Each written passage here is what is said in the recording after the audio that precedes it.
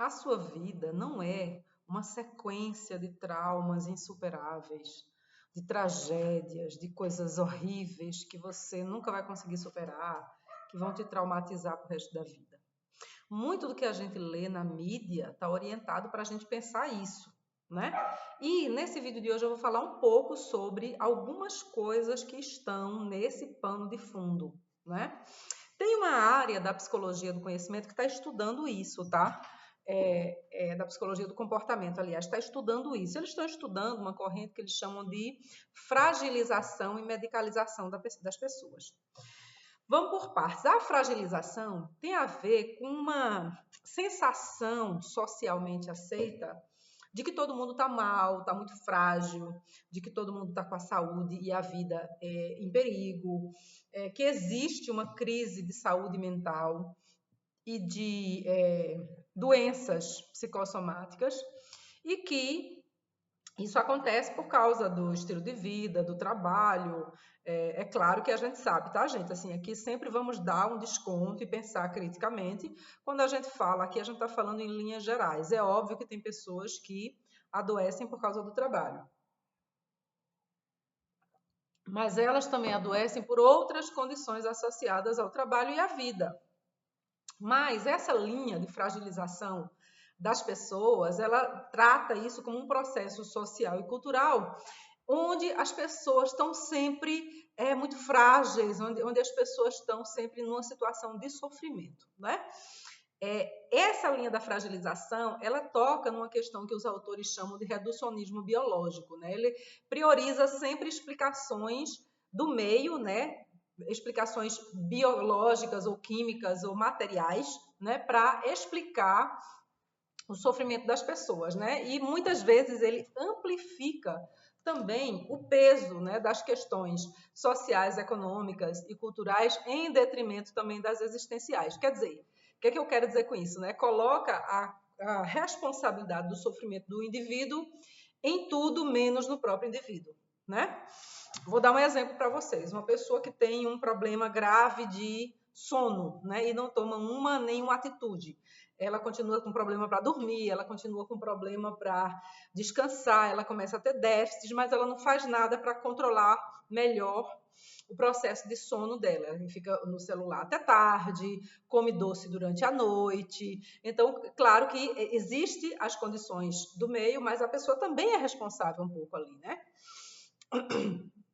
Uma pessoa que tem obesidade, que sofre de obesidade, a obesidade como doença, tá, gente? A obesidade. É uma pessoa que sempre está dizendo, é que eu não tenho tempo de cozinhar, eu não tenho tempo de comer saudável, as comidas saudáveis são muito caras, eu chego cansado em casa, né? E aí essa pessoa encontra sempre uma série de justificativas fora, no meio, para uma coisa que ela deveria controlar, que é a alimentação, a própria alimentação, né?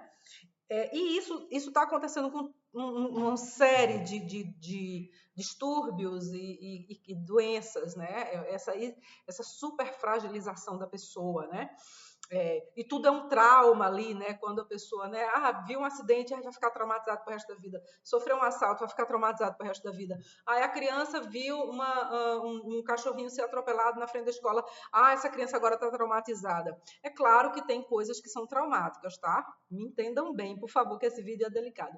É claro que tem coisas que são traumáticas, mas nós trazemos na nossa constituição como pessoa as condições para superar muitos traumas na nossa vida.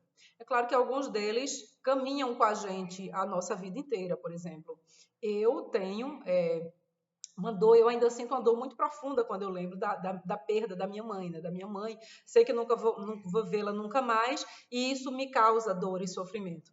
Mas a vida, a gente tem que aceitar que a gente está aqui por um tempo e que uma hora a gente vai partir, a gente vai falecer, né?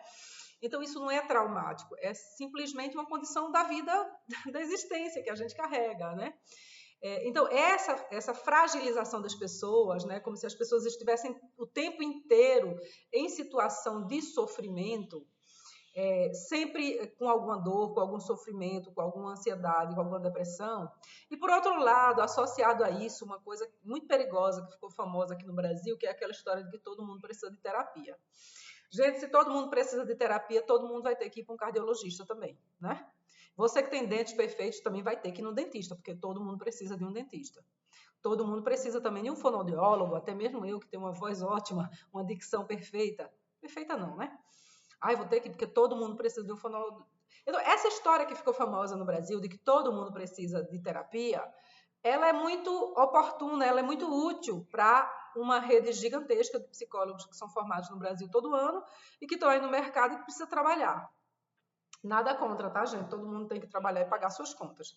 Mas, como eu sou professora, alfabetizadora, eu não posso hoje dizer que todo mundo precisa ser alfabetizado, ok? Então, assim, esses excessos também, por um lado, essa super oferta de profissionais da psicologia, e é super oferta mesmo, tá? Vocês vão ver aí, inclusive, tem um vídeo meu aqui no meu canal que eu comento quando o MEC tomou a decisão esse ano de proibir os cursos de psicologia online, de graduação totalmente online, 100% online, porque estava assim, estava descontrolado, né? E não foi só psicologia, tá? O MEC proibiu também outros cursos, né? Ali, ser totalmente online. Mas por que o MEC fez isso só com psicologia? A gente tem que avaliar. Por que o MEC fez isso com pedagogia? A gente tem que avaliar, né? Por causa de uma crescente gigantesca de profissionais buscando essas ocupações, que são equivocadamente tidas como de fácil formação, porque na verdade não são.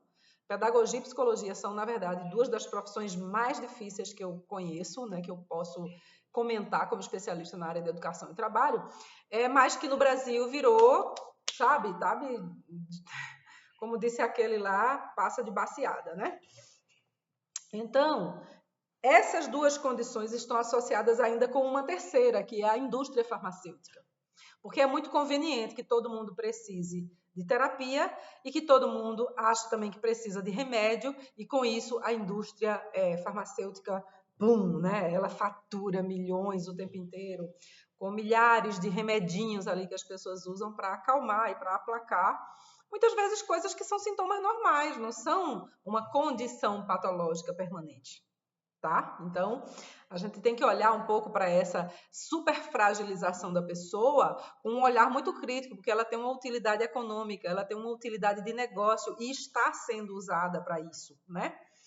Então, a gente no Brasil tem o hábito de banalizar muito as coisas, né? Já tá qualquer coisa, já é depressão. A pessoa já se autoclassifica como depressão. Já se autoclassifica como ansiedade. Já classifica os outros com uma patologia, com uma doença, sem a mínima responsabilidade. E isso acontece com muita frequência no Brasil. Então, a gente tem que olhar para essas coisas com um olhar muito crítico e com bastante cuidado, né? Porque isso cria essa sensação social geral de que está todo mundo doente, em sofrimento e com a saúde mental em risco. Eu também falei em outro vídeo aqui no canal que não existe essa coisa de saúde mental e física, tá? O conceito de saúde ele é um só, porque o nosso corpo é um só. A gente só tem um corpo para uma mente e vice-versa, uma mente para um corpo. Então, não tem como você ter saúde mental e um corpo doente, e também vice-versa, não tem como você ter um corpo saudável e uma cabeça adoecida. O conceito de saúde prevê a saúde integral do sujeito, né? E isso também é usado de várias formas no contexto da economia para gerar renda, para gerar lucro, né? Você vê hoje uma proliferação gigantesca, né, de personal trainers e academias e tudo mais, né? Nessa lógica de que as pessoas têm que se cuidar e tudo mais. É claro que isso tem uma importância no sentido de que é bom que as pessoas se cuidem mesmo, né? O que não é bom é esse uso econômico financeiro dessa categoria, né? Enfim, também existe uma perda da autonomia das pessoas nesse processo de hiperfragilização, né? Onde elas começam a não se achar capazes ou achar que elas não têm os recursos internos ou sociais ou externos necessários para lidar com as dificuldades da vida. Então, elas o tempo inteiro parece que estão depositando a solução nessa abordagem médica, onde entra a hipermedicalização também. Então, quando a gente fala de fragilização das pessoas, do outro lado, a gente também fala dessa relação com a medicalização, né? Às vezes a pessoa está com um problema realmente de saúde, ela precisa investigar. O brasileiro, no geral, a massa brasileira tem pouco acesso à saúde e exames, né? E é muito importante que as pessoas consultem um médico regularmente, mas que elas não comecem a achar assim que elas precisam de um remédio para tudo. Ai, tá com um pouco de dor de cabeça, passou o dia todinho sem beber água, o corpo tá totalmente desidratado. A pessoa que está com dor de cabeça, ela vai tomar um Dorflex, um comprimido qualquer, né? E aí ela acha que melhorou porque tomou o comprimido, quando na verdade ela precisava era de água. Estou só dando um exemplo bem tolo, bem bobo, somente para mostrar, né? Que essa nossa dependência de soluções médicas, medicamentosas, né? Essa fragilidade associada a essa dependência, né? De medicamento e de tratamento médico, ela de alguma forma também reduz a nossa capacidade de buscar soluções no contexto de vida que a gente está, né? E muitas vezes a pessoa tem uma relação que é adoecedora em casa e ela fica culpando o trabalho. Ah, não, meu trabalho está péssimo, não, a empresa é tóxica, meu chefe é tóxico, minha chefe é tóxica. Deixa estar que, na verdade, o problema está na família e ele está desaguando no trabalho, porque é muito mais conveniente, né, gente? É muito mais fácil a gente colocar a culpa no trabalho do que sentar com a família para uma conversa franca, honesta, às vezes muito desafiadora, né? E também para resolver nossos próprios problemas internos, né? Muito mais fácil eu colocar a culpa em alguém e dizer que a pessoa é tóxica do que eu enfrentar os meus próprios fantasmas e buscar uma solução interna, consistente e duradoura. É muito mais fácil dizer, a culpa é da Ana, porque a Ana fez isso, a Ana fez aquilo, deixa estar que a pessoa já está mentalmente adoecida, ó. E aí sim, realmente ela precisa de acompanhamento, de tratamento, né, e de ajuda. O fato, né, é que tem esses três componentes, né? Primeiro, um estilo de vida que é muito pouco autônomo para nós em vários sentidos, né? Até da própria produção das condições objetivas de subsistência, né? Como diz ali a professora maravilhosa, a intelectual diferentona, né? Que ela é a professora Bárbara Carini, ela fala, né? Sobre as condições objetivas e subjetivas de vida, né? E, de um lado, a gente tem perdido a autonomia nessas condições objetivas e subjetivas de vida, mas principalmente as objetivas na massa da população brasileira, há muito tempo, né, em vários sentidos. Né? É o tipo de trabalho que a gente executa, é o tipo de produção do alimento e o alimento que a gente consome também, que a gente não planta mais nem um pé de coentro dentro de casa. Tem gente que tem um monte de terra e não planta um pé de alface, gente. Não planta um pezinho assim de alecrim para tirar um raminho de alecrim e colocar no arroz, no feijão, na carne. Então, essa coisa da gente não poder produzir nada, tem gente que não pode mesmo, tá? Mas tem gente que pode e não faz. Muita gente pode e não faz. Essa coisa da gente não produzir nada também reduz a nossa sensação de autonomia para lidar com a vida e, consequentemente, a nossa autonomia também do ponto de vista biopsicossocial para lidar com as outras questões da vida, né? Inclusive para superar as coisas que seriam somente um fato negativo, ao invés de classificar como trauma. Então, a gente não pode ir classificando tudo como traumático e esquecendo que tem coisas que são só um fato negativo, que acontece mesmo com a gente. Ah, eu fui assaltado hoje, eu bati o carro, eu perdi uma quantia de dinheiro, uma oportunidade. Isso são fatos negativos, né? Mas não são traumas que você nunca mais, ai meu Deus, imagina o trauma dessa pessoa, babá. Gente, a gente é brasileiro, a gente passa uma guerra todo dia aqui nesse país. Como é que a gente não consegue lidar com essas questões cotidianas, né? Essas questões rotineiras, né?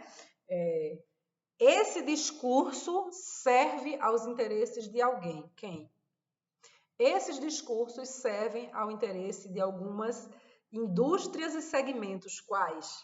Então é isso que a gente precisa pensar um pouco, assim, né? Para entender nesse contexto se o que a gente vive todo dia são coisas boas e más que acontecem todo dia na vida de milhares de pessoas no mundo inteiro, e isso não tira o brilho da nossa vida, a nossa vontade de viver, nossa energia. É claro que a gente fica mal quando tem dias ruins, isso é óbvio, né? Não vou nem explicar, né?